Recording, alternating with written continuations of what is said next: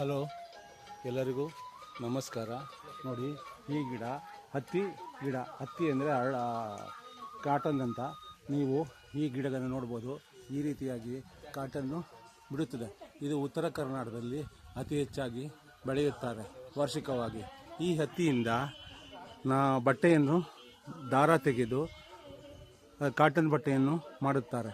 ಈ ಕಾಟನ್ ಬಟ್ಟೆ ಅಲ್ಲದೆ ಖಾದಿ ಸಹ ಮಾಡುತ್ತಾರೆ. ನೀವು ಮಹಾತ್ಮ ಗಾಂಧೀಜಿ ಚರಕದಿಂದ ನೂಲು ತೆಗೆಯುತ್ತಿದ್ದನ್ನು ನೀವು ನೋಡಿರಬಹುದು. ಓಕೆ, ಈ ಕಾಟನ್ ಹಾಸ್ಪಿಟಲ್ಗಳಲ್ಲಿ ಎಲ್ಲ ಕಡೆ ಶುಚಿಗೊಳಿಸಿದ ಹತ್ತಿಯನ್ನು ಉಪಯೋಗಿಸುತ್ತಾರೆ. ಅಲ್ಲದೆ ದೇವರ ದೀಪಗಳನ್ನು ಸಹ ಹಚ್ಚಲು ಇದರಿಂದ ಬತ್ತಿಯನ್ನು ಮಾಡುತ್ತಾರೆ. ಈ ರೀತಿಯಾಗಿ ಈ ಹತ್ತಿಯು ಪ್ರತಿ ರೈತರಿಗೆ ಉತ್ತಮ ಲಾಭದಾಯಕವಾದ ಬೆಳೆಯಾಗಿದೆ. ಓಕೆ, ಇದನ್ನು ಕೆಲವು ರೈತರು ನಂಬಿ ಬೆಳೆದು ಹಣವನ್ನು ಸಂಪಾದನೆ ಮಾಡುತ್ತಾರೆ.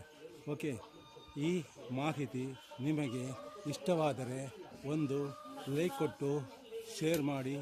ಧನ್ಯವಾದಗಳು.